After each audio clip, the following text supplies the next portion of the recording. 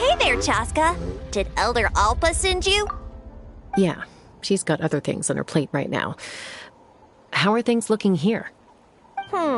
Well, the inspection revealed numerous blockages all over the trial arena. It looks like they're the result of ley line disorders caused by repeat abyss invasions. Theoretically, we just need to clear those obstacles, and the arena will fill up with gaseous phlogiston again. But that's proving difficult to achieve in practice, for all sorts of reasons. Why don't you head on down and check things out for yourself? Feel free to ask the staff for more details.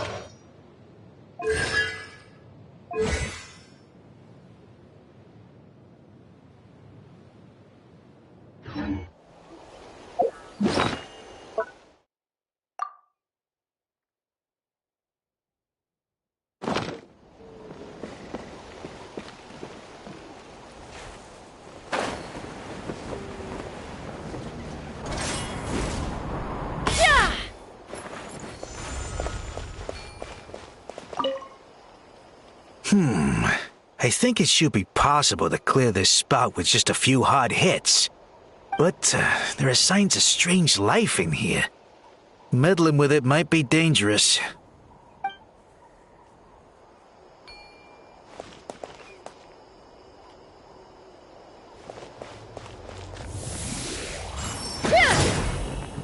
Hey! Monsters!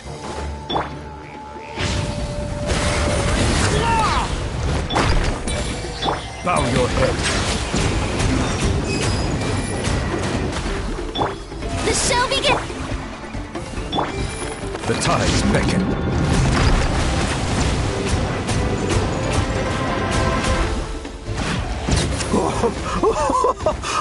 I thought I was done for.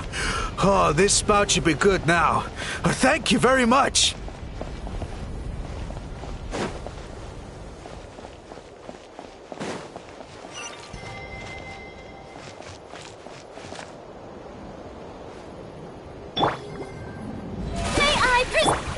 Let's fly!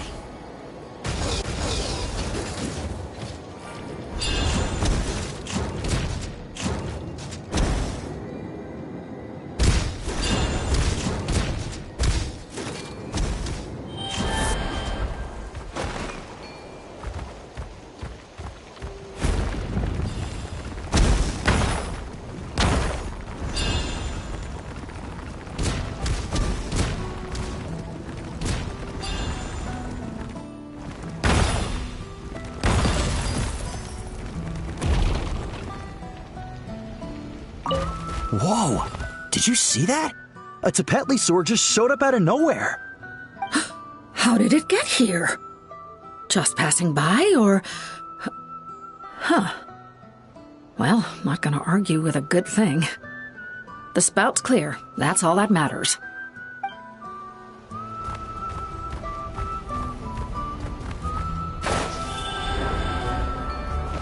Take me up!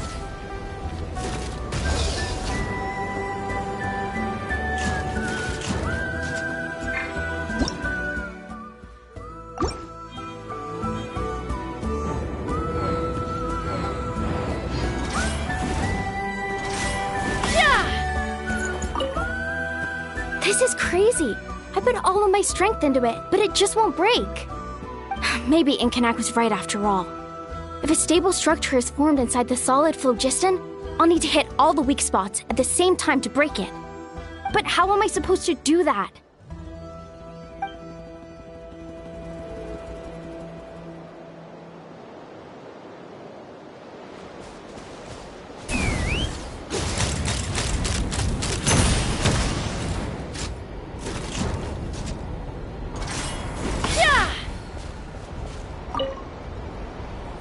So that's how you do it.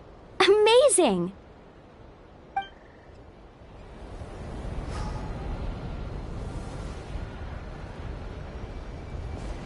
mine! Yeah.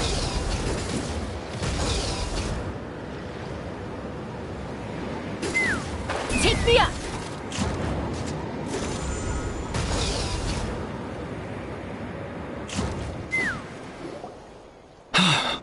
Oh, are you here to help? Thank goodness. There's no way I could do all this by myself. So the blockage here has to be cleared using a special bomb, but carrying explosives up that steep slope would be a recipe for disaster. If I dropped it or slipped and fell, I'd be blown to bits in an instant. So, my plan was to transport the bomb to the other side, then send it over in a hot air balloon. All I need now is for someone else to strike the balloon at the right moment, dropping the payload right on top of the spout, and problem solved. What do you think? Simple enough, right? Huh? Oh, that one. No, I've got no idea who that belongs to. Or how they got it up so high. I just wish I could fly up there and check out what kind of tech they're using. Ah, well.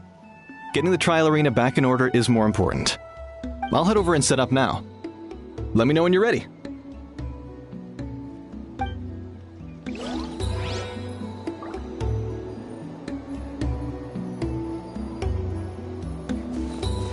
All right!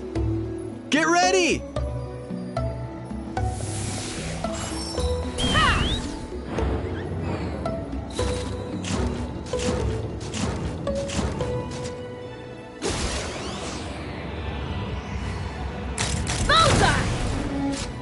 The gaseous phlogiston is being replenished.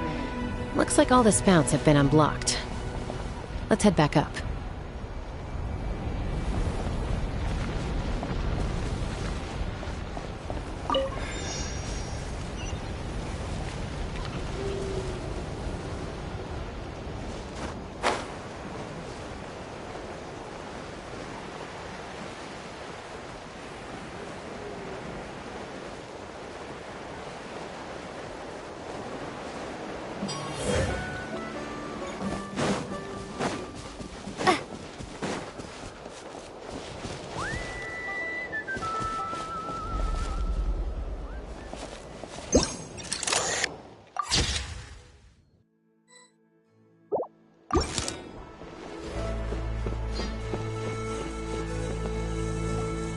Wow, you took care of everything in no time at all. Incredible work. Now we just have to wait until the gaseous phlogiston is fully replenished. Then we can kick off the retrials.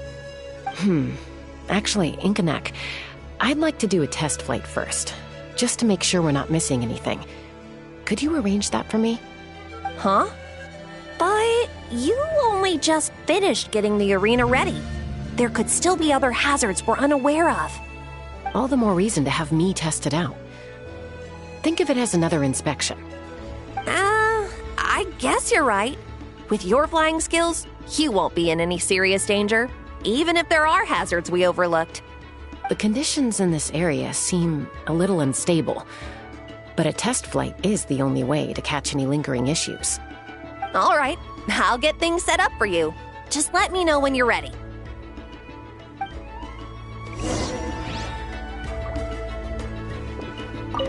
Are you ready? This should be a piece of cake for Chasca. But still, all right. Then spread your wings and fly.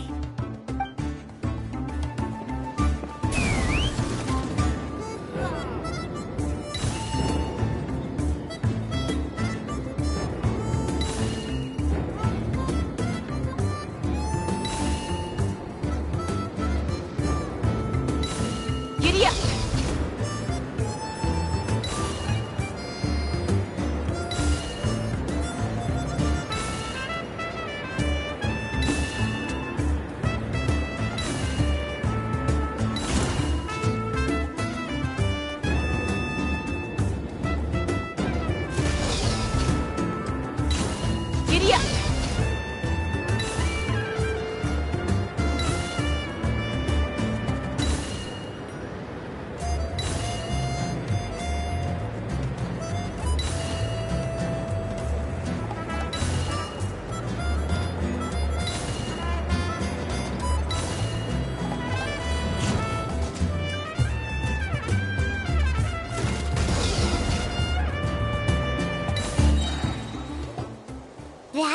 was amazing. Paimon couldn't take her eyes off you.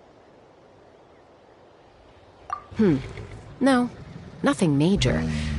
Give it a few days, and we should be able to conduct the trials. Help! Help me! You're from the Flower Feather clan, right? Please, come quick, you've got to help us! Catch your breath first. What's the situation? We got attacked by a Kukasaur. My friends are still stranded in the middle of the road with the goods we were transporting. Please, I'm begging you, save them! Huh? Are Kukusaurs really that aggressive? Do they usually attack groups of people unprovoked? Not in my experience, but there are exceptions to every rule. Let's go check it out.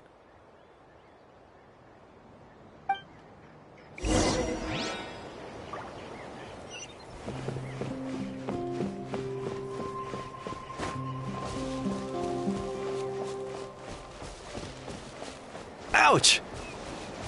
I've never seen such an aggressive Kukusaur. Ouch! I've never seen such an aggressive Kukusaur!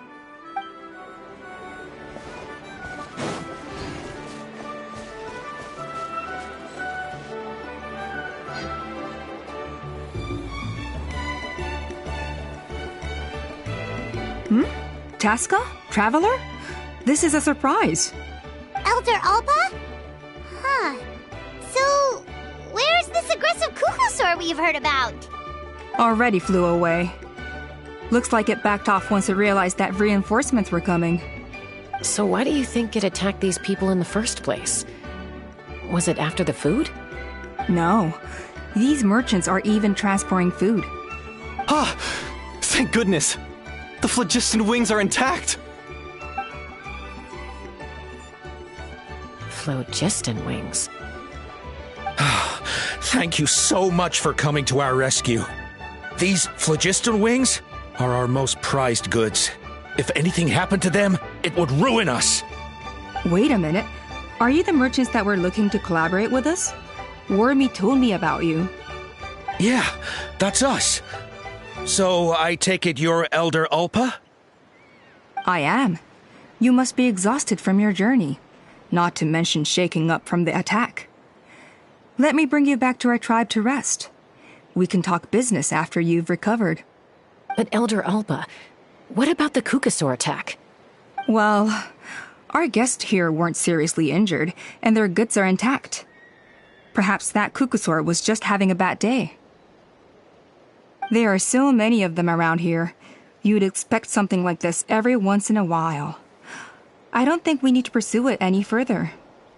More importantly, how are the preparations for the flying trials going? Is everything in order over at the arena? Huh? Did you say flying trials? What a coincidence! Sounds like a perfect use case for our phlogiston wings. You'll be pleasantly surprised by what they can do. Oh, really? Now I'm intrigued. Well then, let's forget all about this Kukasaur attack for now. We have some serious business to discuss.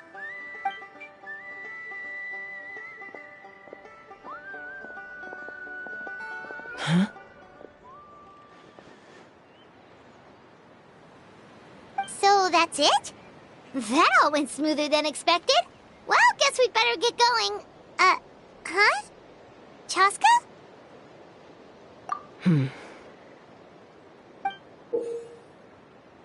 A blood-stained feather.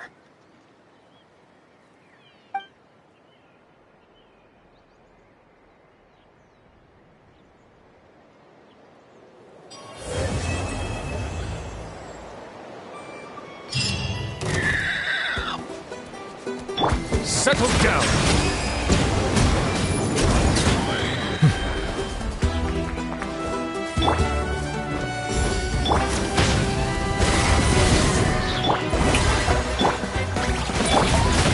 Bow your head.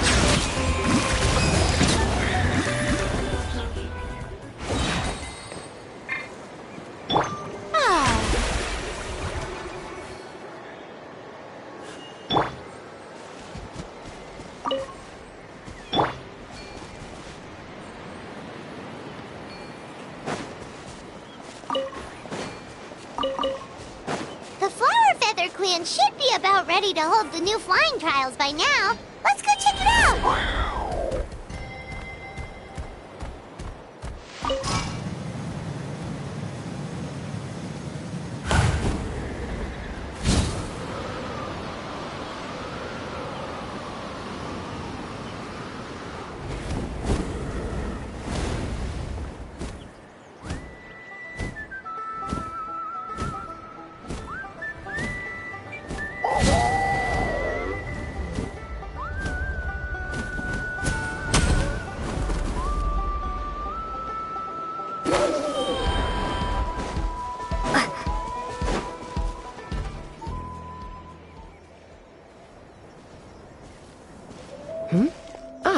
Traveler and Paimon.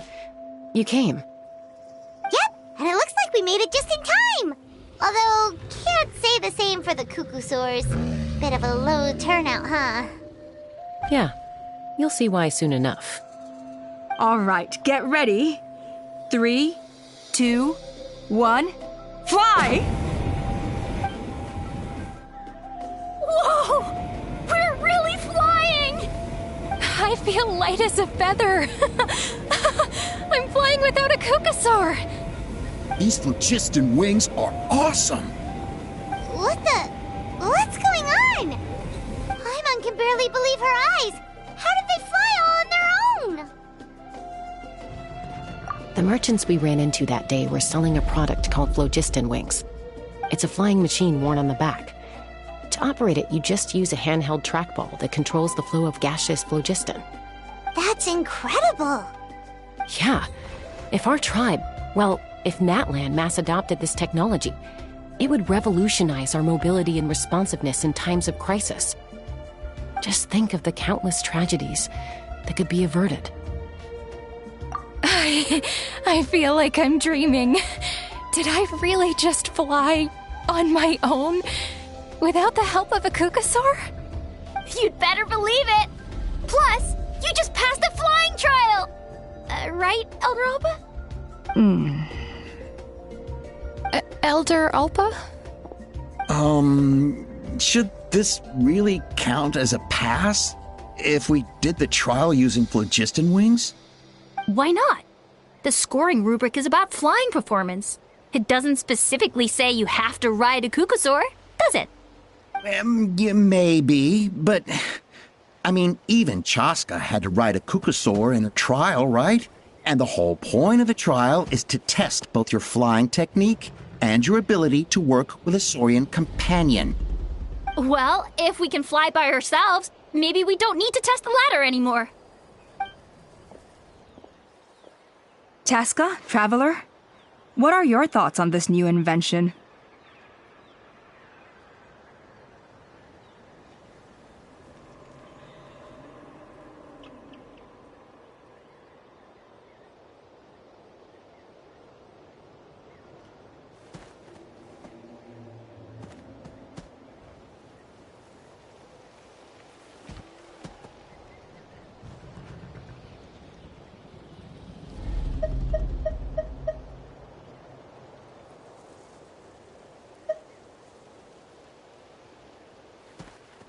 You see? Even the Traveler agrees. I agree that they have strategic value. But I don't think it makes any sense to evaluate candidates by the current testing standards if they're using phlogiston wings. Why? Shunan finally mustered the courage to go through with this. And now you're saying it doesn't count? I don't have any experience using these wings in battle. Nor is it immediately obvious how to incorporate them into the existing systems in our tribe. Taking a longer-term perspective, I think we need to start by getting thoroughly acquainted with how these things work. Then we can develop a new trial format with new assessment criteria, tailored to candidates using the phlogiston wings. You all raise valid points. But Chasca, while your proposal sounds perfectly reasonable, it would probably take years to put it into practice. We lost so many people in that war.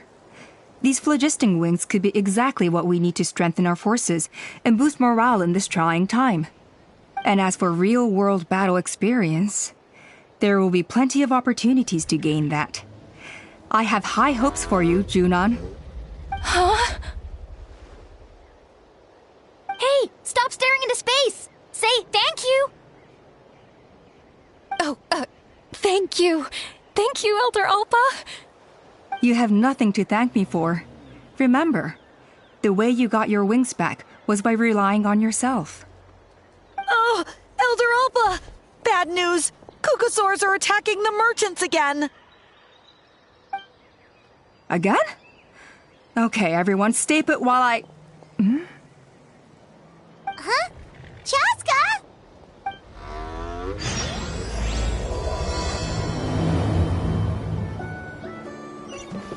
Why did Chasca rush off like that? And then Elder Alpa and the others too? Anyway, let's go see what this is all about.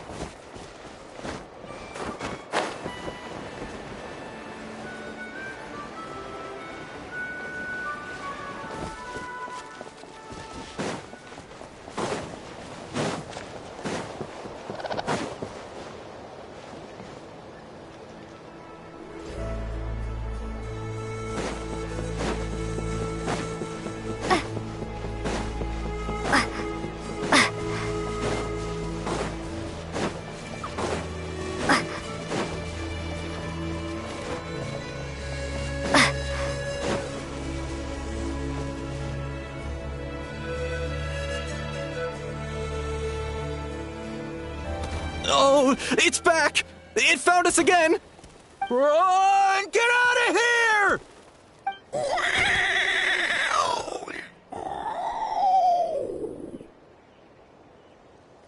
Curses! She's really riled up this time. Hey! Stop running! We'll never outrun a creature with wings! Get back here and let's fight!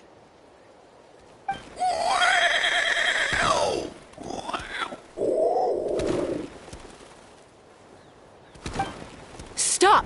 All of you! Chasca! Oh, wonderful! Quick, get rid of that thing!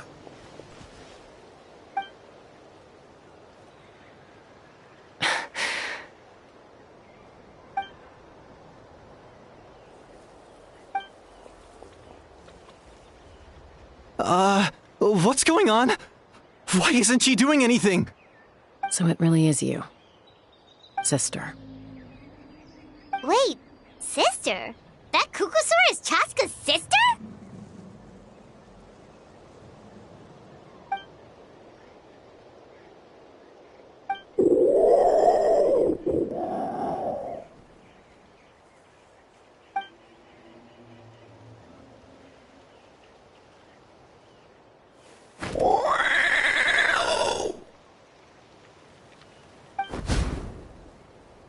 Koya, wait! Is Chasca gonna be okay? Should we go check on her?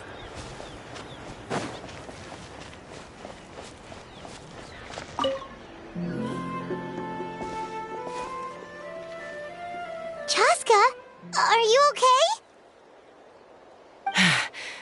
I'm fine. Sorry for making you worry. No point. She's an expert at hiding her tracks. Once she's shaken you off, you'll never catch up to her. At least, I always used to lose to her at hide-and-seek when we were kids. Well, yeah. You know I was raised by Cucosaurs. Anyway, she and I grew up in the nest together. Her name's Koya, and she's my big sister. We played together all the time, chasing each other through treetops or mountaintops. It felt like it would go on that way forever. Until the day I was sent back to live with the humans. Not all Cucosaurs are friendly towards people. Koya, for instance, she's fine with me because we grew up around each other, but she's not fond of other humans. When Mom decided to send me away, Koya strongly protested, and after I left, she became more and more reluctant to interact with humans. Maybe she thinks that humans stole you away from her. It's a possibility, but in any case, we still stayed best friends at first. I had a hard time adjusting to life in the tribe. So whenever something went wrong, I'd run off into the wild and vent to Koya. Ah, so that's what Uncle Cusco was talking about. He said you seemed to prefer hanging out with Saurians to your own kind back then. Yeah, I did. But then, gradually, everything changed.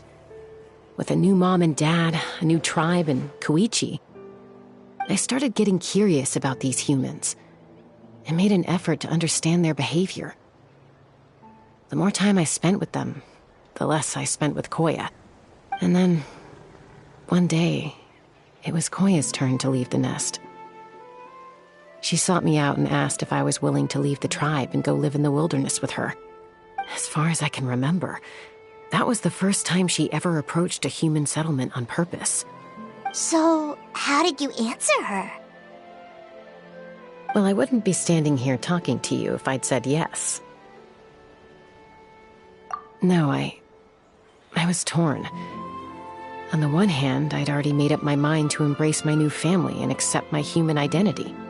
But I also knew that Koya wasn't a fan of humans, and I didn't want to disappoint her. She took my hesitation as an answer. She saw it as a personal betrayal, threw a huge fit, and then flew off. We hadn't seen each other since, well, until today. Not for a lack of trying, though. I tried asking Mom where Koya's new nest was so I could talk things out with her. But Koya had already asked Mom not to tell me where she'd moved to. It must be hard for Mom, being stuck between her two daughters. So I didn't press the issue. And I didn't go looking for her. If things carry on like this, I need to make sure I find her before anyone else, even if she doesn't want to see me. For now, let's bring the wounded back to the tribe, and see what Mutota and Elder Alba have in mind.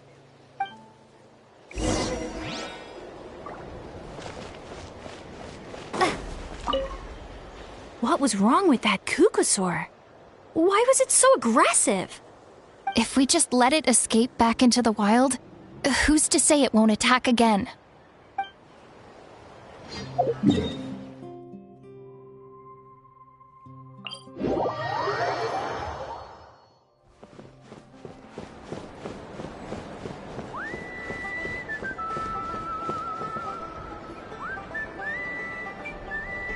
So, I hear there's been another Kukusaur attack.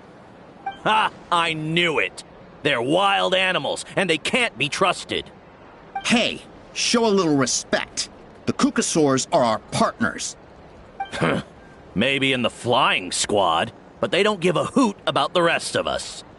Well, now that we have the phlogiston wings, do we even need the Kukusaurs anymore? Are you kidding? How are we supposed to protect our tribe without them? I didn't mean it like that. Huh? Protect our tribe? Or are you just scared that your precious flying squad will lose its prestigious position? You take that back! Things are changing so quickly. Chasca, there's a conflict emerging there. Aren't you going to nip it in the bud? The whole tribe's talking about this now. Breaking up a single fight won't solve anything. The real source of conflict here is the phlogiston wings, and what happened with Koya. On any other day, people would just brush this attack aside. After all, clashes between wild Kukusaurs and humans are no more common than those between people. But now that the phlogiston wings have entered the equation, it's sparked a debate over whether our tribe needs the Kukusaurs at all. I worry that we risk repeating the mistakes of the Cinder City. Back then, Lord Ochkon's hatred of the Saurians nearly destroyed the peace forged by the Pyro Archon. Chasca, to prevent things from deteriorating further, I'd like to task you with restoring peace to the tribe. I will. Traveler, you've already done so much for Natlan, and the Flower Feather clan has no right to ask more of you. But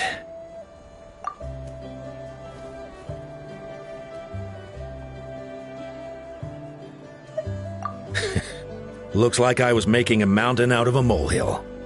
And don't forget about Paimon. Just leave this to us. This whole situation has unfolded so quickly that it's put us on a back foot. To tell the truth, it makes me a little suspicious. You think someone might have orchestrated all this? It's possible. Leave it with me. I'll look into it. Also, Chasca, could you try to keep a low profile while you're out there digging around? We don't want to give our hand away. I'll do my best. Okay, so where should we start? This all began with Koya's attacks. If we can find out what led her to do it, that should give us something to work with. Unlikely. Given how she reacted when I showed up, I don't think she's forgiven me. If you want to resolve a conflict through dialogue, sometimes you need a third-party facilitator. Let's go see my mom.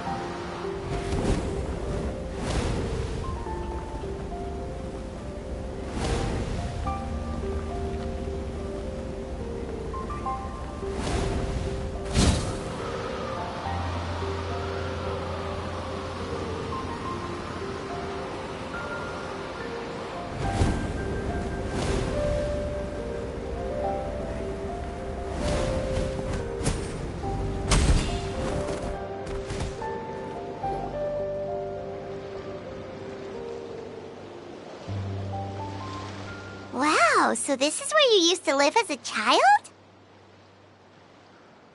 Mm-hmm. When I was little, we used to do this thing where I'd jump from the top of this tree, and Koya would fly over from the platform and catch me in midair. Or sometimes we'd both fly from the treetop together, and then after some aerial maneuvering, she'd throw me up onto that platform. After we got a bit older, we went to the nearby shores looking for even greater heights. Stop! You're gonna give Paimon a heart attack! Oh, really? I just thought it made a fun story. Then I'll share more with you when there's time. Anyway, back to the matter at hand.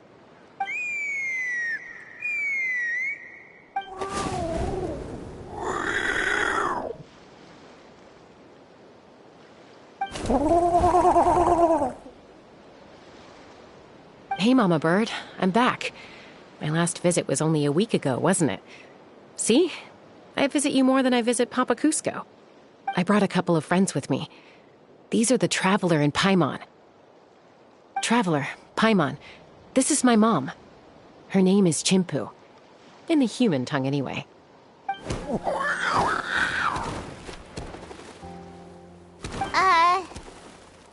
Hi! No, not really. I don't speak it as such, but I can sort of get the gist. Although only with Mom and Koya, since I spent my formative years with them. Even then, it's basically a best guess based on their sounds, body language, and expressions. Seems to work about 9 times out of 10, anyway. As for whether Mom understands me, I can't always tell. But somehow we still manage to communicate. Call it the family bond, I guess.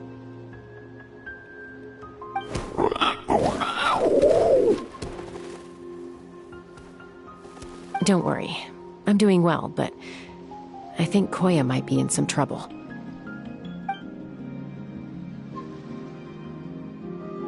I know she's never been a fan of humans, but she's never deliberately attacked them before either.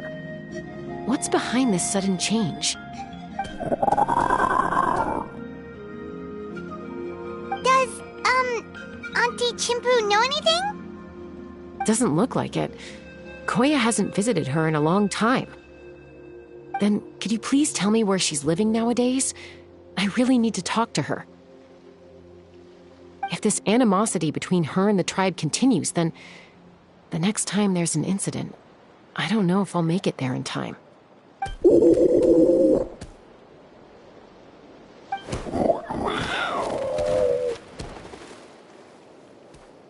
She said she'll take us there. Thank you, Mom.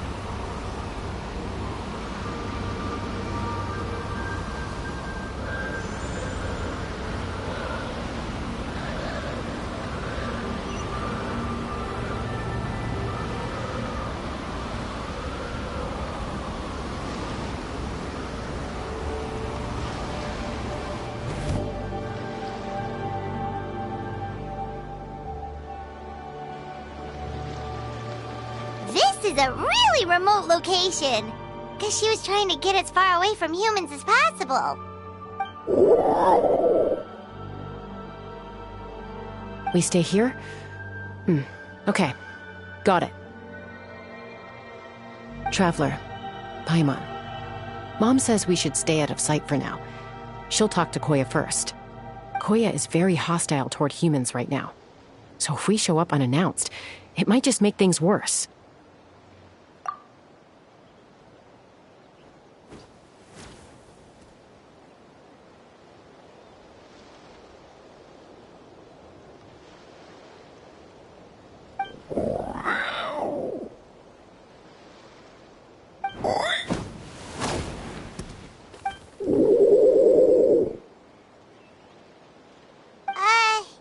Any idea what they're saying? Sounds like things are more complicated than I imagined. There's evidence in this area suggesting that Koya might have been the victim of a human attack.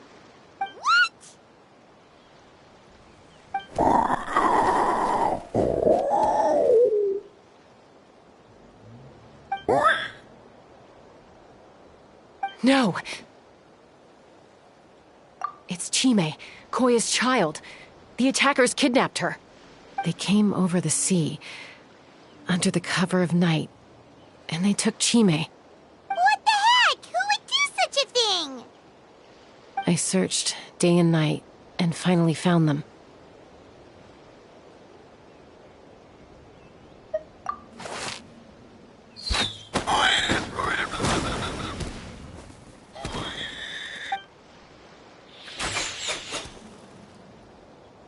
Oh, yeah! Tafal's contraption is working like a charm! Got her in one! Hey, there's another one! Wait, is that the one that got away last time? Who cares? Just get them all. T'Pol pays us per catch.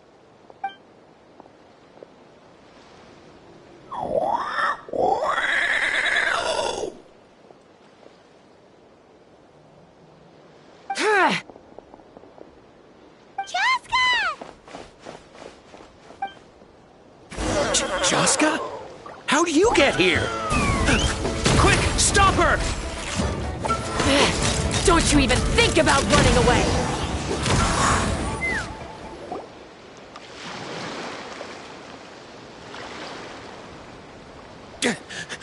Don't come any closer, or I'll... Go, Phlogiston Wings! Take me out of here! Uh-oh, looks like it malfunctioned! This is bad. Mom and Koya are already injured. And if that thing explodes right next to them... Help! Elemental energy suppresses it! Please, someone! Get back!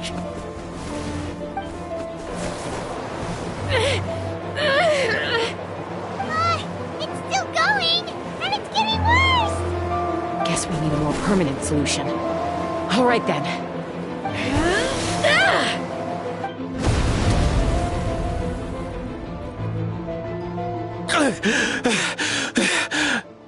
That was too close. I thought I was gonna die.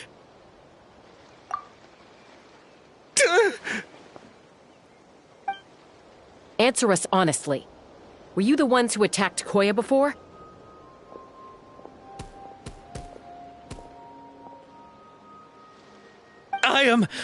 No, it was...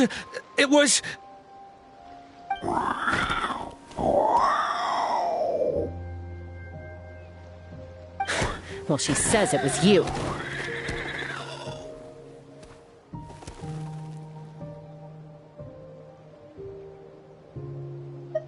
Just tell me, who sent you here? It was T'Pol. He told us to catch all the wild Kukasaurs we can find. And he also said that this Kukasaur has become a thorn in his side, so it needs dealing with urgently. T'Pol? Huh. Sounds familiar. But where from?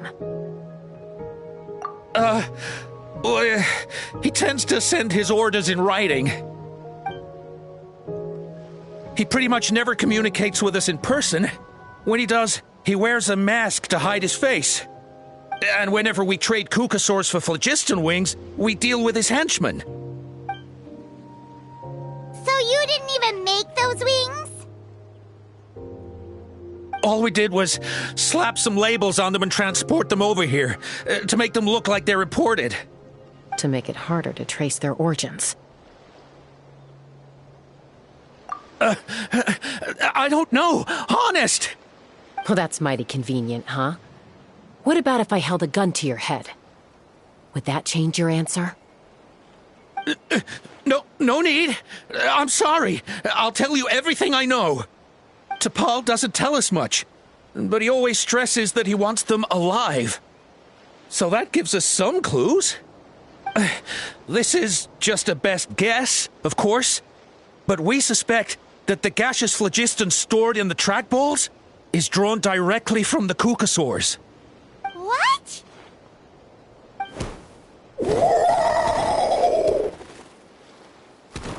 Easy now. You're still injured. Hey, keep talking. Yes, ma'am. So, the gaseous phlogiston has to be highly refined in order to power the phlogiston wings. The slightest imperfection can have disastrous consequences, as you just witnessed. But the Kukasaurs have a natural ability to process gaseous phlogiston. So, if you use them as an intermediary, then...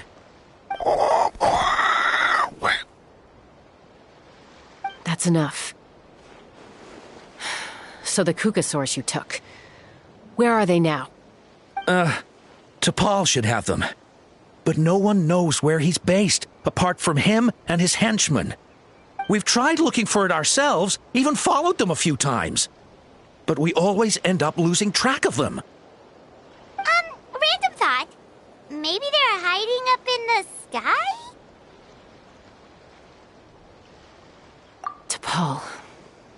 T'Pol. I'm sure I've heard that name. Maybe it was... Chasca, traveler!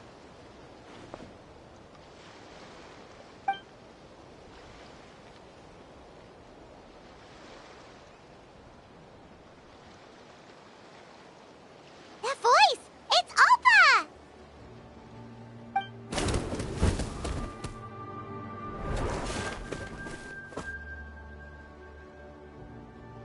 Elder Alpa? What brings you all the way out here? Well, I was patrolling nearby when I heard the sound of an explosion. What's going on?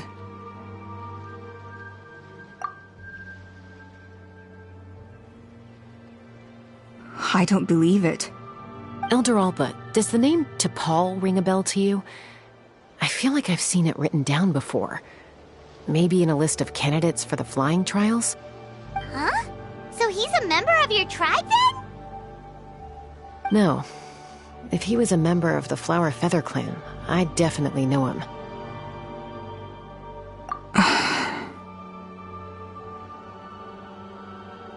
Now that you mention it, I do remember a young man from outside our tribe who came to participate in our flying trials once.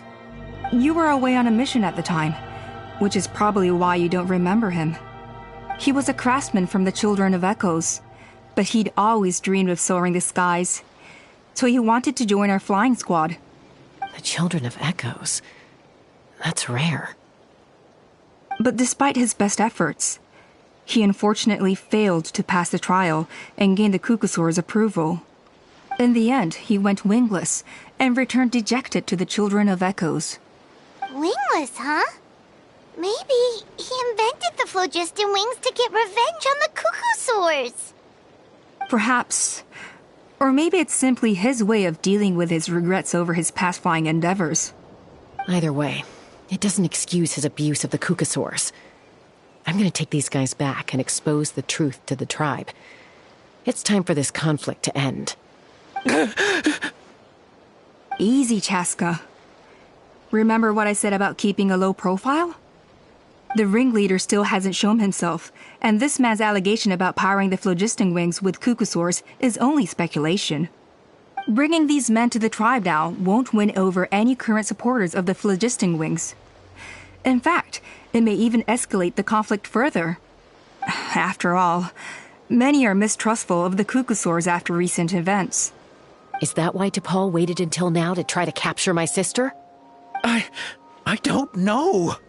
I mean, he did tell us to spread negative rumors about the Cucusaurs and slip some Mora to anyone opposed to them, but... But Koya only attacked humans because they stole her child! Nevertheless, we will be hard-pressed to change people's minds while emotions are running high. Unless we have irrefutable evidence.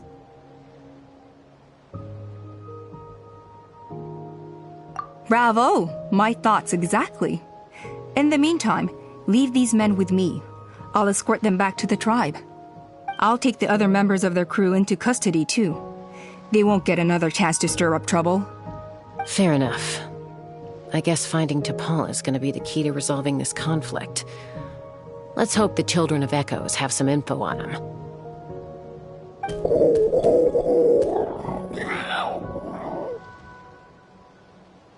Sorry, whatever it is, it'll have to wait till this is all blown over. I have to fix this situation before it spirals out of control.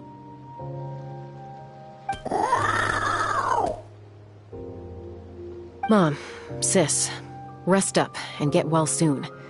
I gotta fly.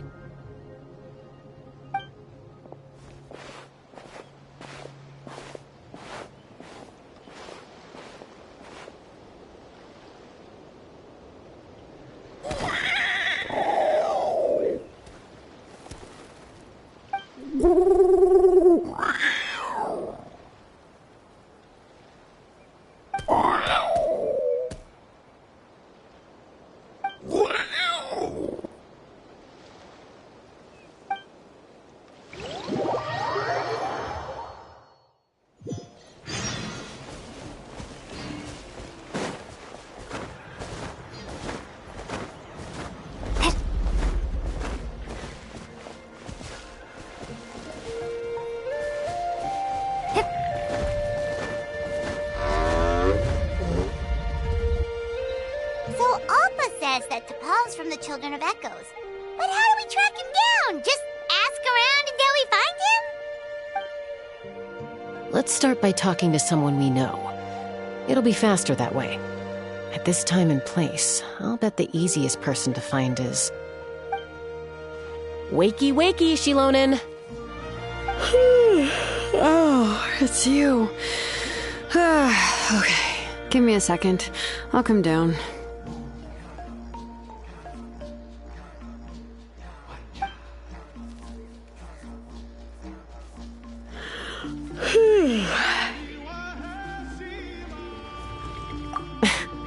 I climb trees to fly further and see farther.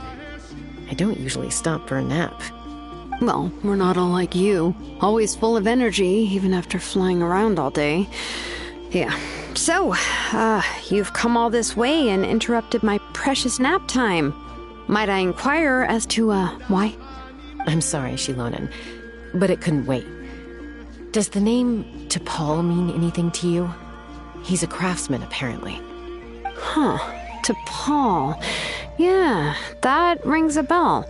I think that's Puma's child. Nope, I'm afraid you're a few years too late. Why are you looking for him?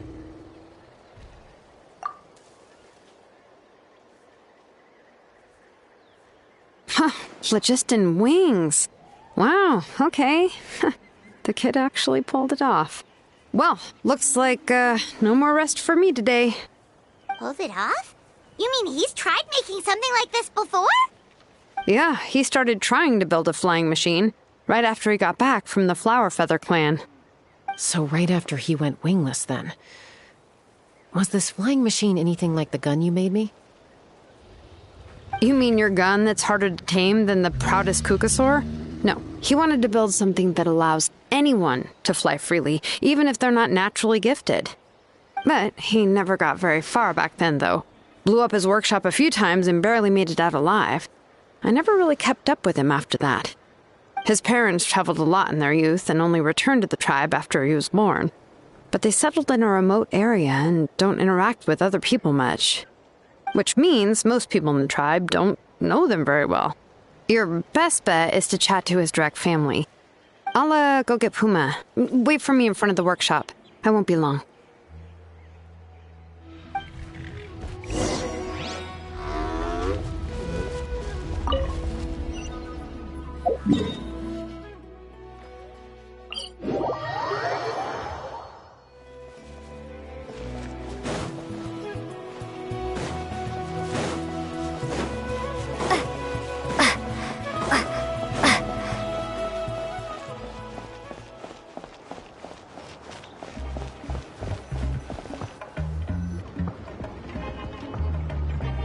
I'm back. Allow me to introduce to Paul's mother, Puma.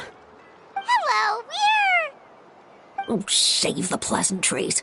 I don't want to spend any longer talking about that boy than I have to. Huh? I disowned him long ago. He is no child of mine.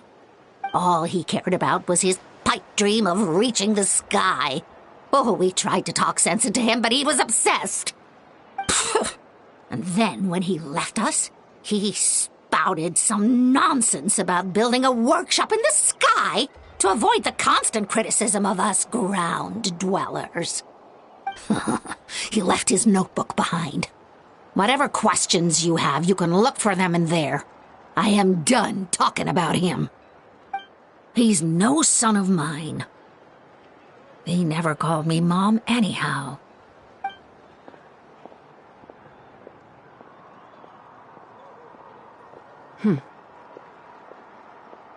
Wow, they've really fallen out. I'm sure wasn't expecting that. Her husband, T'Pol's father, he passed away recently, and T'Pol didn't even bother to show his face at the funeral. If you ask me, that was probably the final straw for Puma. I'll go keep her company. If there's anything else you need, just come and find me. Thank you. Okay, so this notebook is the only lead we got now, right? What's in there?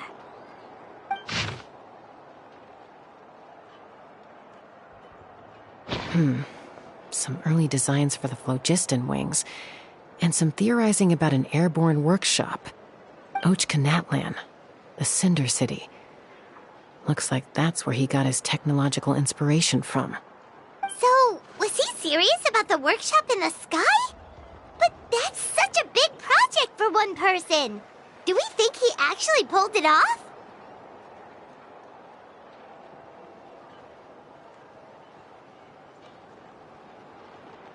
Oh, yes. The one from the trial arena that was super high up. That balloon has been there for a while, and everyone's been wondering how it got up there, but what if that's the wrong question? What if it started off even higher up, above the clouds and out of view, and it only descended to its current height due to some kind of malfunction?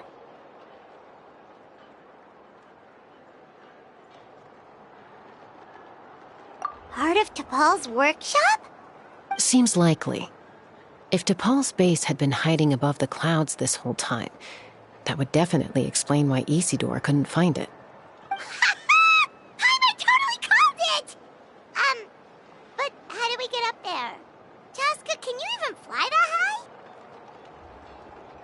By myself? Possibly. But with a passenger, no chance. I doubt even phlogiston wings could take you up that high. At least, not without that relic DePaul mentioned in his notebook. Yeah, and he's probably holding on to it. We'll have to find another way.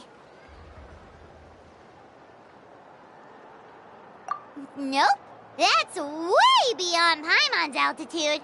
Also, would you really expect Paimon to go up there and take on DePaul all by herself? Let's not worry. Just because we can't think of a solution doesn't mean no one else can. I'm not the only flying expert in my tribe, you know. Oh, good point. We should go ask Elder Alpa. And Mutoda. He was quite the flying ace back in the day, too. Let's head back and see what they suggest.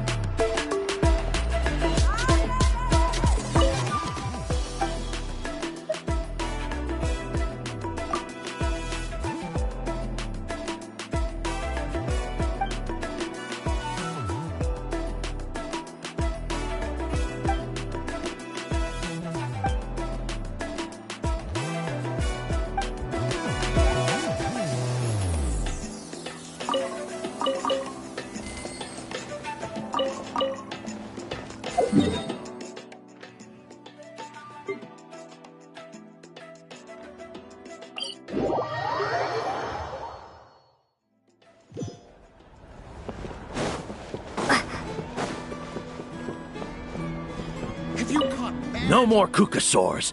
We want phlogiston wings. Have you gone mad? The Cucusaurs are our partners. No more Cucusaurs. We want phlogiston wings. Chasca, you're finally back. Things are getting really tense in the tribe. Have you made any headway with your investigation? Some people even think we arrested the merchants just to support the flying squad and crack down on the phlogiston wings.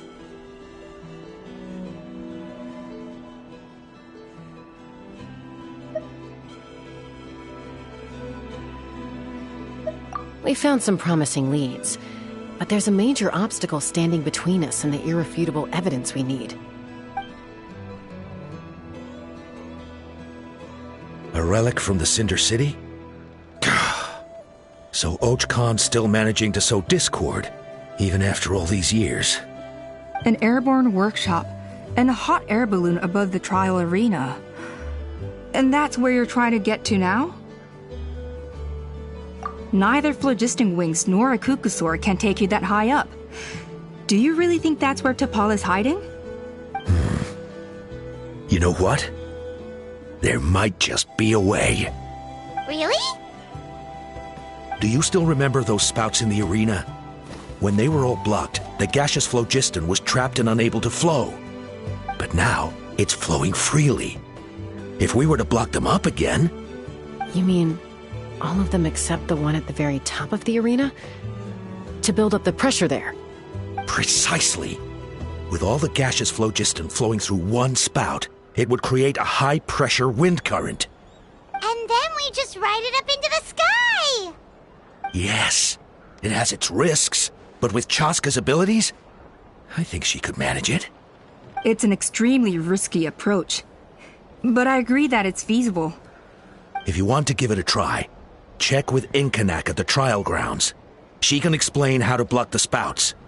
Chasca, if anyone has a hope of seizing this evidence from the high heavens, it is you. We want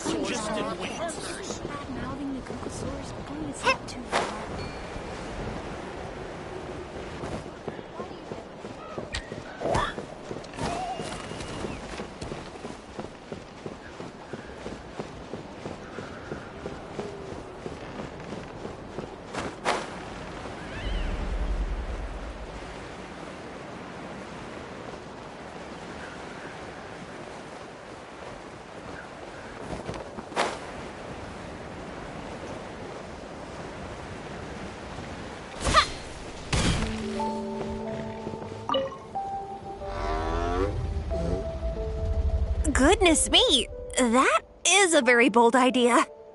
Maybe so, but we have to act fast. What's the quickest way for us to block off the spouts? From a technical perspective, I'd have to advise taking some measurements and carefully planning this out first.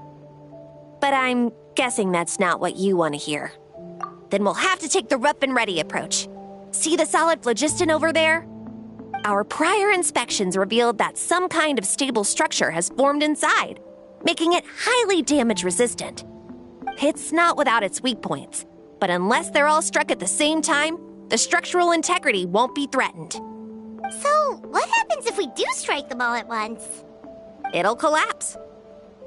Okay, I see where you're going with this. Yeah, you got it. As long as you hit all the weak spots at once from the right angle, the solid phlogiston will fall right on top of the spout and block it up. You're right about rough and ready. Sounds like my kind of plan.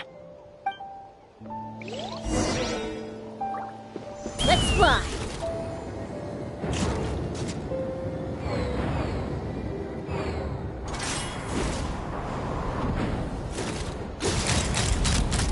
Locked on.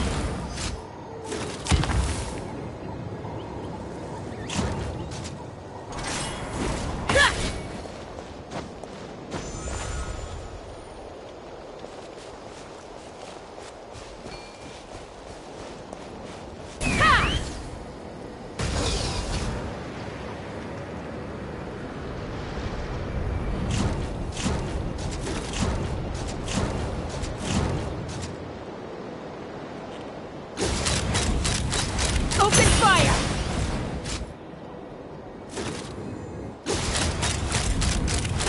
Bullseye!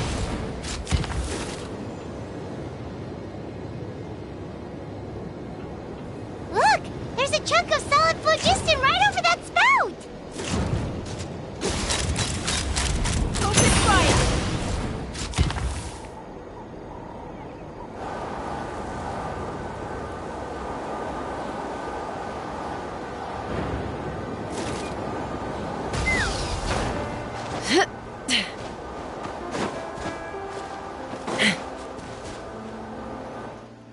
It actually worked! But wait, how are Paimon and the Travelers supposed to get up there? Koya can give you a lift. She's actually been following us this whole time.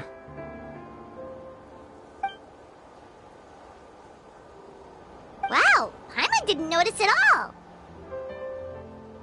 Well, probably because she didn't want to get too close to humans. Or maybe just me. But right now, we need her power.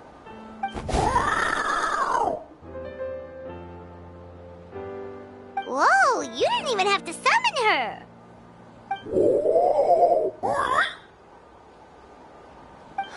Yes, up there. That's probably where Chime is. All right, let's go have a little talk with this T'Pol.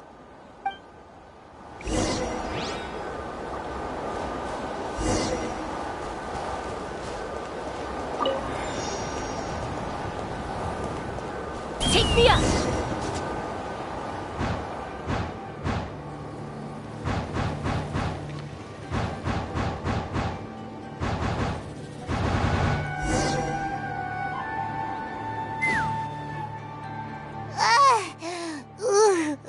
Haven't ever flown that fast before.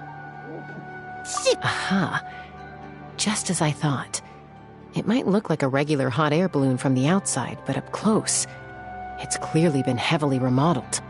And sure enough, it only descended below the cloud line because the custom-built machinery malfunctioned. I should be able to figure it out with DePaul's notebook. Thankfully, I know a little DIY from fixing up my guns when they're having issues. That should just about do it. Now all it needs is a nice hard kick. Maybe that works on your guns, but, huh? We're really moving!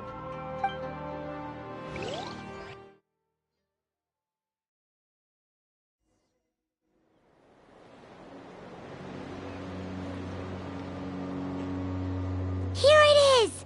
The workshop in the sky! Oh, you gotta see it to believe it. Makes you wonder why DePaul even bothers with phlogiston wings when he has tech like this. Well, according to the notebook, the platform beneath us runs on components from the Cinder City. Those can't be mass-produced. Also, I have some doubts about its mobility after seeing how it moved just now. For someone like DePaul who dreams of flying freely, this definitely doesn't cut it. But if he's got that relic, he should be able to make a set of prototype wings for himself, right? Why bother making a whole flying workshop so he can mass-produce them? But this doesn't add up. If he's already achieved the power of flight, then he must have bigger dreams we don't know about. But what? With any luck, we'll find the answers in his workshop.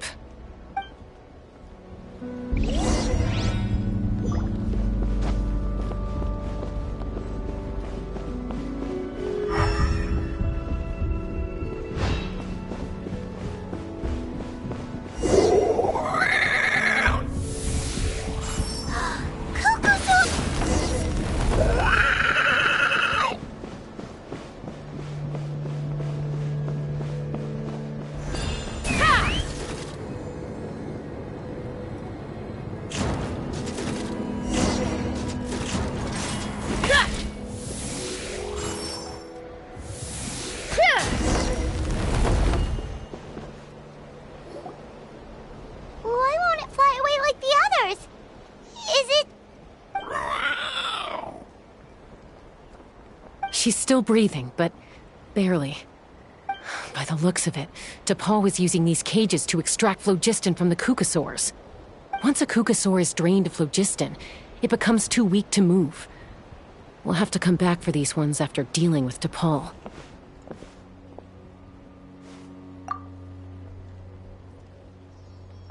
Let me see.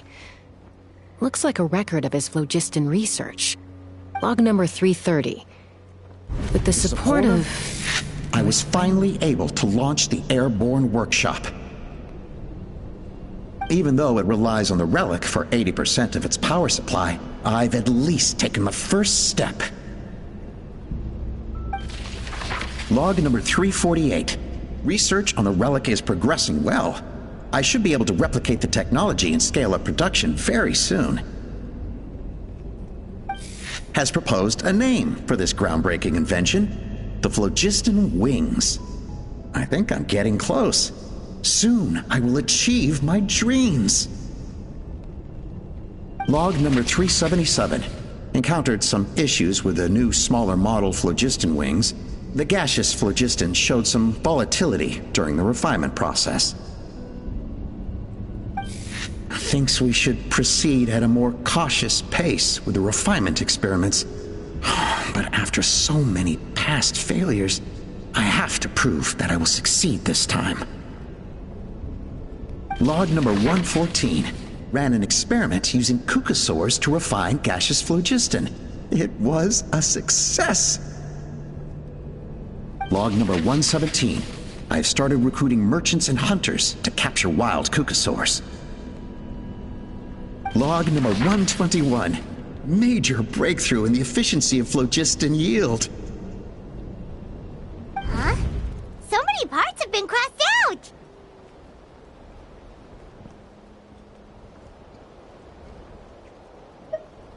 Yeah, probably the contact he alluded to in his other notebook. Guess he has a benefactor. Did anyone else notice how the numbering system in this notebook suddenly changed halfway through? We haven't got time for textual analysis, I'm afraid. Grab the notebook and let's press on.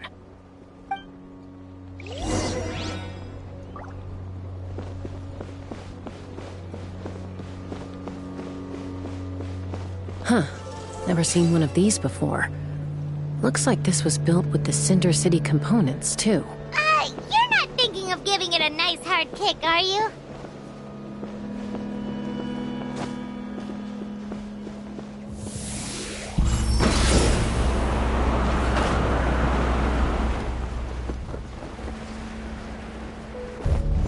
Let's fly. Whoa! What's that mechanism doing? It's asking for a nice hard kick where it hurts. Aim for the weak spot.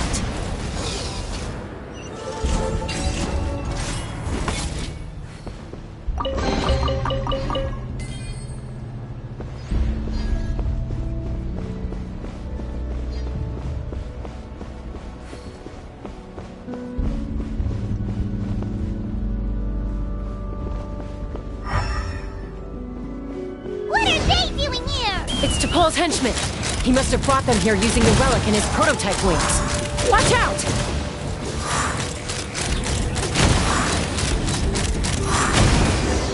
Locked on! Yeah!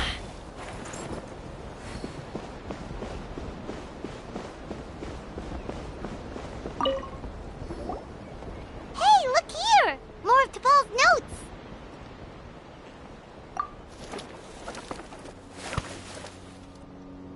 Log number 403. Introduce me to some new comrades who fully support my ideas. I told them that some Saurians are blessed with wings, and some people with natural gifts, while the less fortunate among us can only look on longingly as they seize the skies. But I also told them that progress can erase individual differences. Think of the tools humanity has made to fight back against wild beasts. The law we have put in place to even the playing field between the strong and the weak. I promised them that our research will be the new frontier of human progress. With our phlogiston wings, the power of flight will no longer be for a select few to enjoy. Imagine a world where the skies are for all to share. I only hope that when we finally achieve this goal, we'll be proud of me. Imagine a world where the skies are for all to share. Yes, what a wonderful world that would be. If only it were possible. We could respond faster, and so many tragedies could be prevented. But T'Pol, what about the Saurians you're draining dry of phlogiston? You're not sharing the sky, you're stealing it! Bad move. I won't let you get away with it.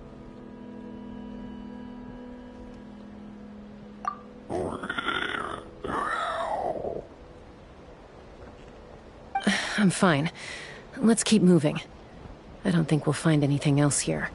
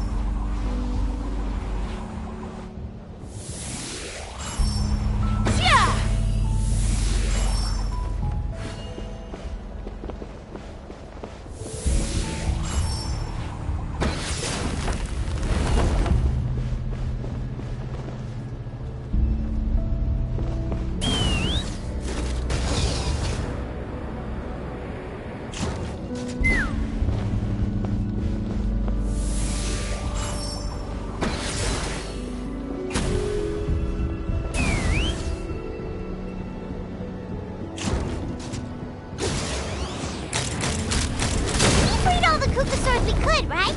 Oh, that's a huge win already! Go us!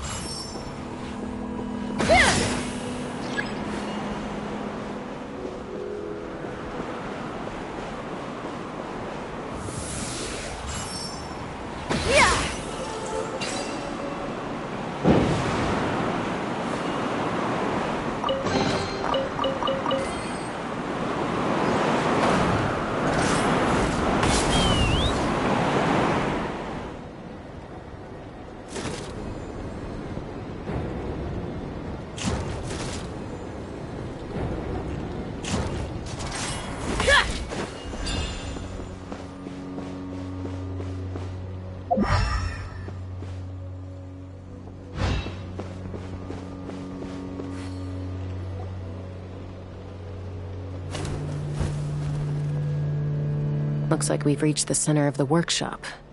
And still no sign of Koya's baby.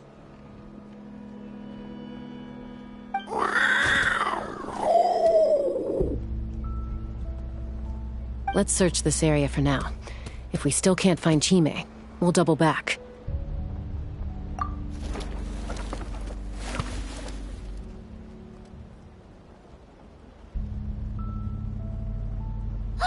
Chasca, Traveler, come quick! What is it? Did you find Chime? Not yet, but look! It's another one of T'Pol's notebooks! Alright.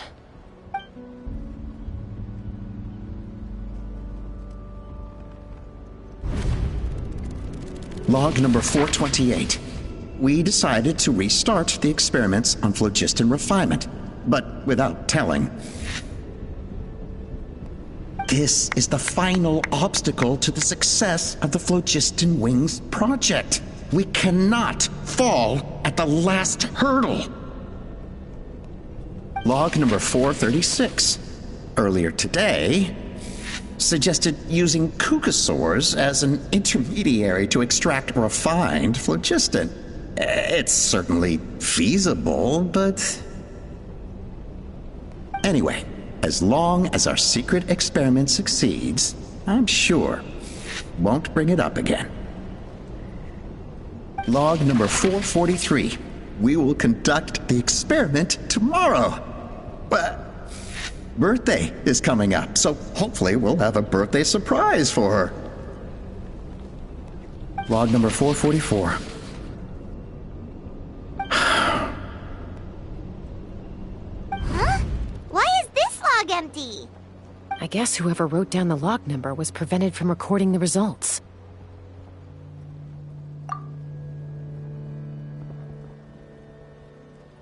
Log number 0. We lost many comrades in the accident. Among them are friends, lovers, and children. But we cannot stop now. We will keep their legacy alive and carry their dreams forward. As of today, we are scrapping the artificial refinement method. Instead, we will focus all our efforts on phlogiston extraction from live cucosaurs. They are arrogant beasts whose existence in the wild serves no one but themselves. Their true worth lies in their sacrifice for the sake of human progress. To facilitate our operations, we will gradually move the airborne workshop closer to the Flower Feather clan, even as we continue to expand it. All this we do to create a world where the skies are for all of humanity to share.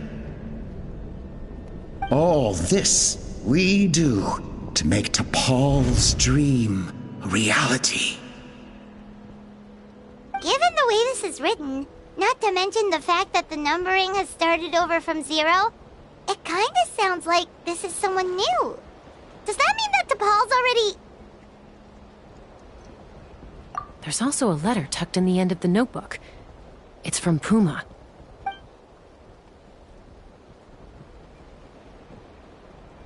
T'Pol, I don't know where you are right now, so I don't know how to reach you. My best bet is to send this letter to the Flower Feather clan. Your father is gravely ill.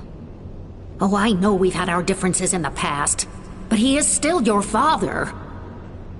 Won't you come and visit him? Please. I know you never liked him and cared even less for me. All you ever yearned for is the sky. And your birth mother.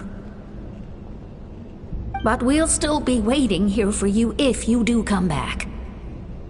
This may be the last chance you'll get to see your father. So Puma's not T'Pol's real mom? Huh. Well, she did say he never called her mom, but I'm gonna assume she was just venting. We know that T'Pol's father passed away quite recently, and this letter looks recent. By contrast, the writing in this notebook is old and faded. It looks like the real reason T'Pol didn't attend his father's funeral is because he'd long since passed away himself.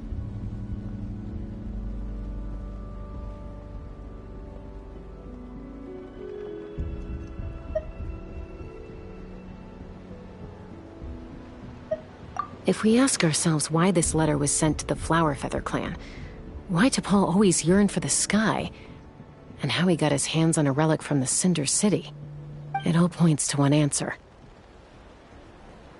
That's right. T'Pol was my child.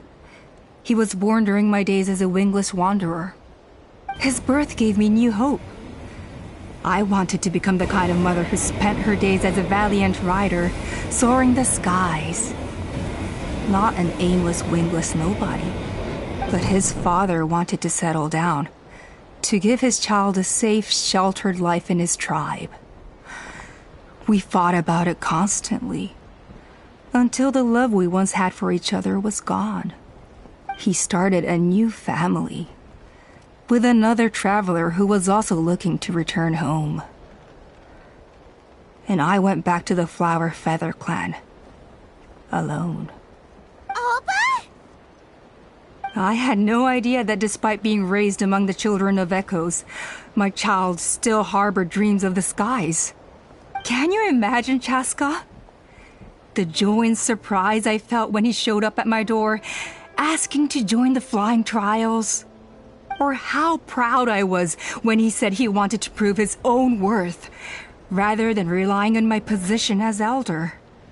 And then the anguish that overcame me when he was rejected by the Cucusaurs and became wingless, just as I had after my injury. You've got a lot of nerve showing your face here. Don't take this the wrong way, Chasca. I'm not here for a fight. I just want to talk. Isn't that your preferred way to resolve things?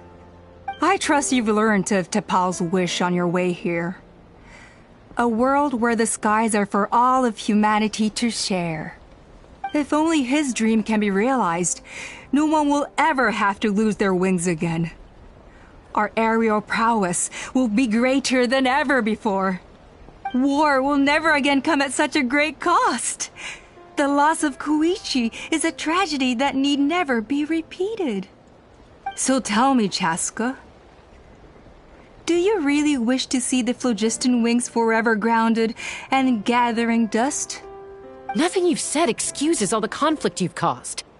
You mean the argument back at the tribe? It was a necessary measure. Sometimes this is the only way to accelerate the pace of progress.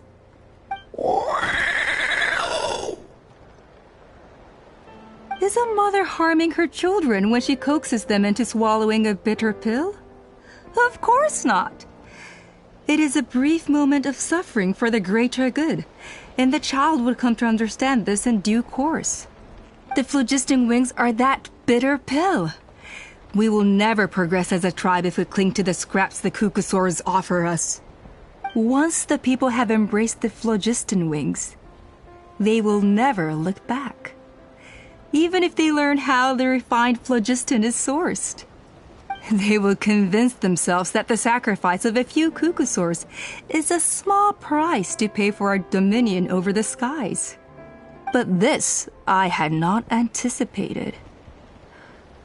I barely had the chance to introduce the phlogiston wings to the tribe before you found this place. Your plan was hardly foolproof. Yet, it can still be salvaged. Chasca, traveler, you are the hope of humanity.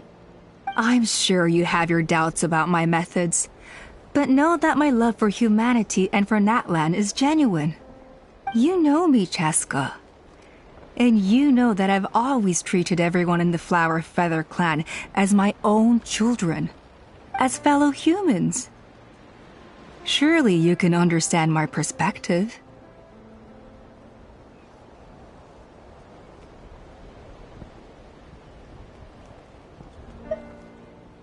Alpa, Natlan doesn't belong to humans alone. And truthfully, neither do I.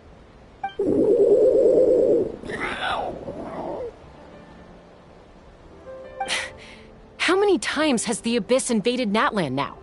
And yet despite how much stronger it is than us, Natlan still stands as a nation of humans and Saurians.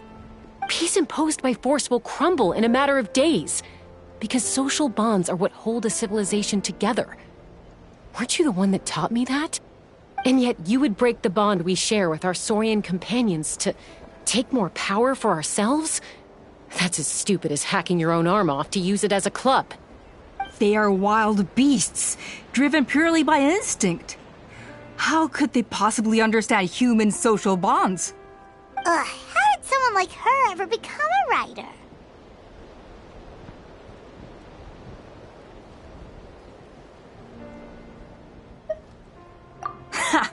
You overestimate them. They bow to the strong and shun the weak. That's all there is to it.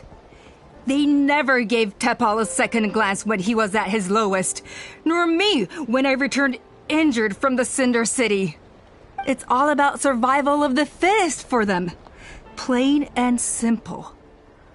They obeyed me once I proved myself stronger than them, but the moment it serves them better, they'll abandon me in a heartbeat.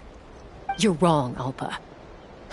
They only reject the wingless because they don't want to fly anyone to their death. Chasca, I will promise you this. Only the unruliest wild cucosaurs will be used for phlogiston extraction. The ones who have nothing else to offer to humanity. Well, that's too bad. Because I know a few unruly wild cucosaurs who don't think that idea is gonna fly. Namely my mom, my sister, and me. And the others? To us, they're friends, family, even children. So if you want to put any of them in one of your cages, you're gonna have to go through us. Is that right? I knew you might be difficult to convince. Maybe this will change your mind.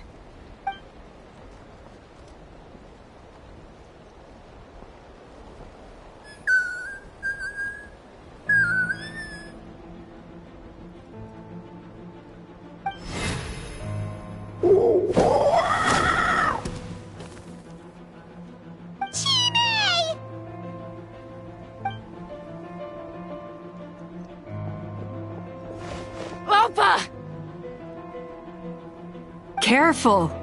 Don't make any rash decisions. Unless you want to see her suffer. Oh no! That's one of the extraction cages! I told my subordinates to take control of the tribe while I was away. Luckily for them, our strongest warrior and our most powerful ally aren't there to stop it. Take control? What are you planning to do with Mutota and his supporters? Merely accelerate their inevitable downfall. They cannot stand in the way of progress forever. It is not the move I wish to make, but I'm afraid you and your friends force my hand. And since you insist on imposing me too, I have no choice but to keep you here until the dust has settled. So that's what you meant by I just want to talk. You never intended to negotiate. You just wanted to stall us. No, Chasca. I genuinely hoped I could win you over. You are the strongest warriors we have. Put down your weapons, and I promise you that no harm will come to this young Saurian. I just need you to stay here for the next couple of weeks or so, while my people consolidate their power. Then, I will give her back to you, and you'll be free to leave. As long as the majority supports our vision, even the Pyro Archon cannot meddle in our internal affairs. Your vision is deranged, and the Flower Feather Clan will never support it. You sure about that? Then wait here and see. Time will tell. What do we do? Even if the whole tribe fights back, Mutota's in grave danger! Stop delaying the inevitable! Drop your weapons and get into the cages, now! She's still holding Chime hostage. Is there really no other way?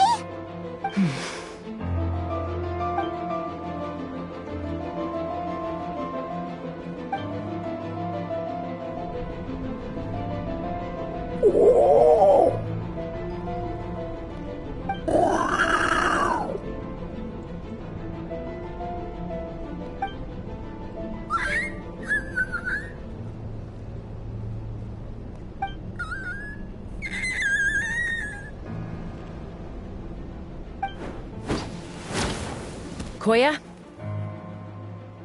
Huh? What are you yapping about?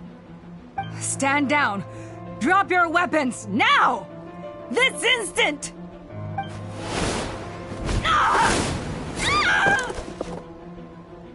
No! The relic!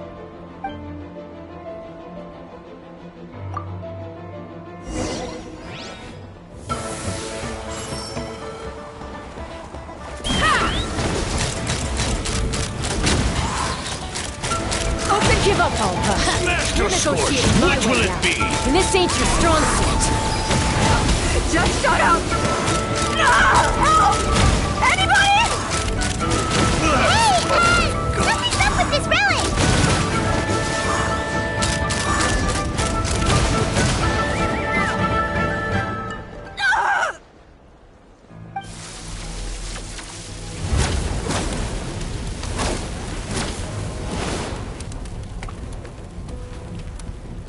No! What is she doing? She'll bring us all down with her! But why? We stabilized the relic! Maybe it got damaged in the fight. If we don't think of something fast, this whole workshop is gonna fall apart. No. They're directly beneath us. My beloved tribe!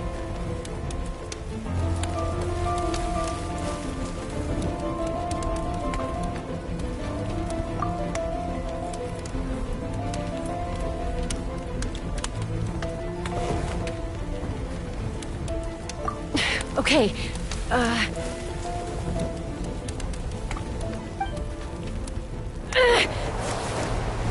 it's too powerful.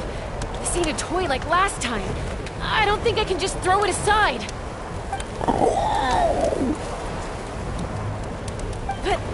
But we need to get it far away before it explodes.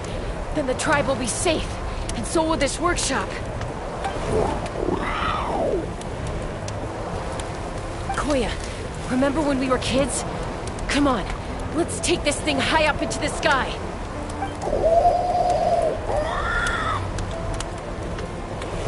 Don't worry, I know I can get rid of it before it explodes.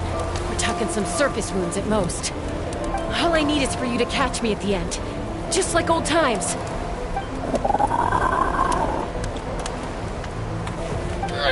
I can't hold it back anymore.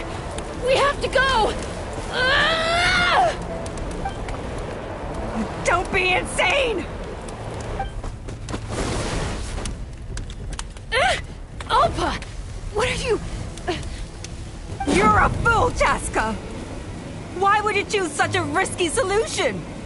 We cannot entrust the safety of our tribe to this wild Saurian! I'm the fool! You really think you can stand a better chance than me? Sure, it may be asking too much for an ex-winglish to escape the blast radius in time. but I can fly it a safe distance away, even if it's the last thing I do.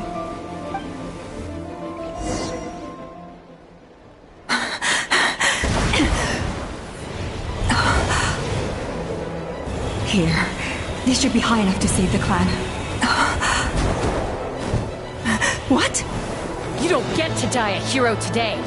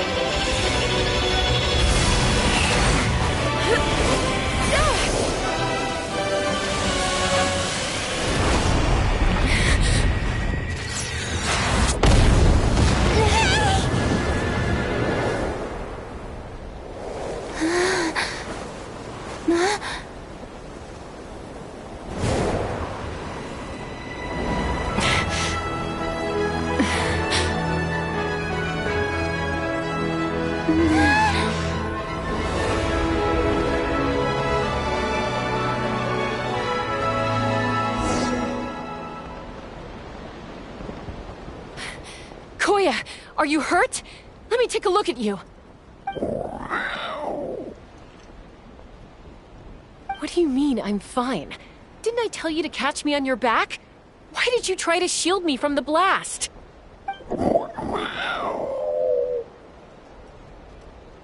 Accident? Yeah, right. Seriously, you're as stubborn as ever. Chasca, Koya! How are things looking here?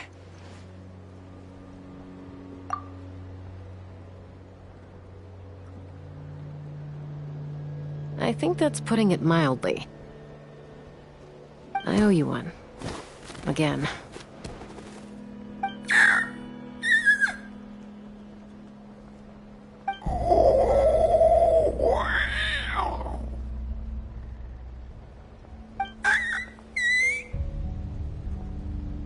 Oh, but be honest. Do you still think Kukasaurs can't form bonds? Mom, I'll figure out the refinement problem. I'll find a way. You don't need to worry about it. I just need some more time. That's all I ask. Please just trust me. Just this once.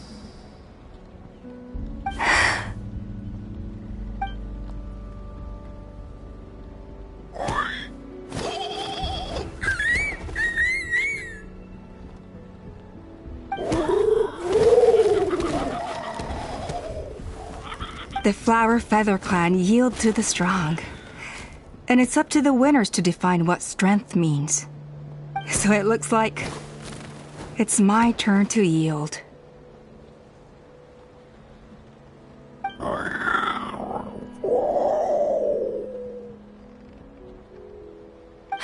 Koya! Koya!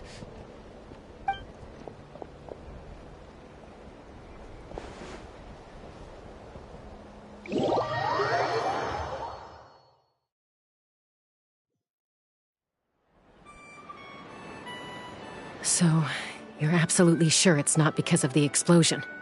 Yes, for the 10,000th time, I'm sure. The blast barely touched her. The reason she fainted was old injuries playing up, compounded by overexertion in recent days.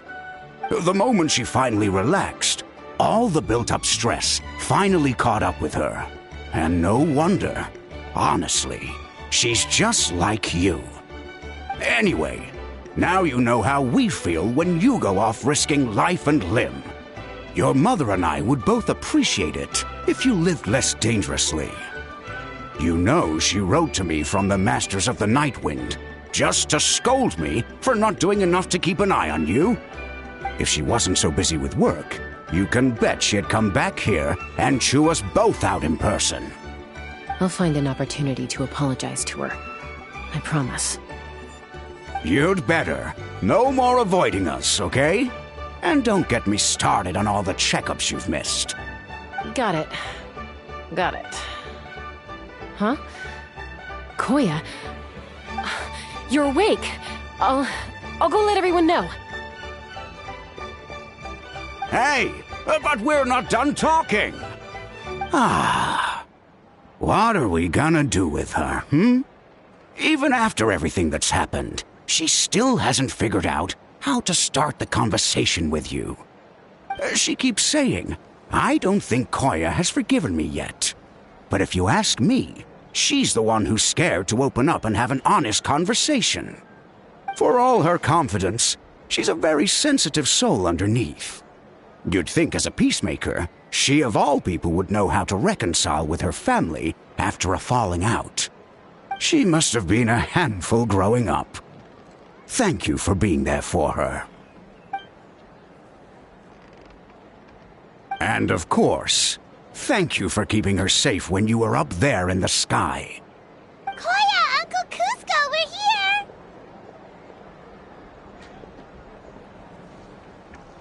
Ha! I was just telling her that she's not to go chasing danger with Chasca ever again. Cusco, I understand how you must feel. But it's all thanks to Koya and Chasca's efforts that the airborne workshop didn't come crashing down on our heads. Oh, Paimon almost forgot to ask. They didn't hurt you while we were gone, did they? Thankfully, when her co-conspirators tried to arrest me, I was out coaching Koya and Junan. The two of them were a huge help. They took care of things while I went around rallying the resistance. So, in the end, Alpa's would-be revolt didn't really get off the ground. And as it turns out, not all of the wingless want to see our dear Saurian friends replaced with phlogiston-powered gizmos. I'm so sorry you got mixed up in this, by the way. We should have caught on to Alpa's scheme sooner. We could have saved so many Kukasaurs from getting hurt. Most of the airborne workshop has now been dismantled. We've just left one small, harmless part intact, and repurposed it as a jail for Alpa and her cronies. Let's see how they like being locked up in a sky prison!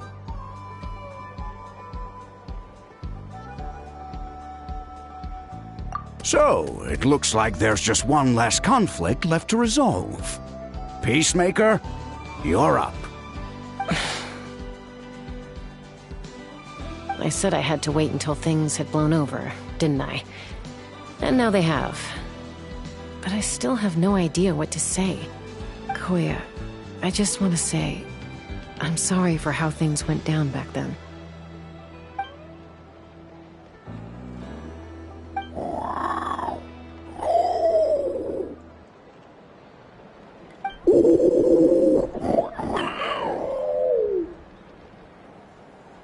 Huh? Does this mean you're not mad at me anymore? There's that family likeness coming through again. But that day, when we ran into each other...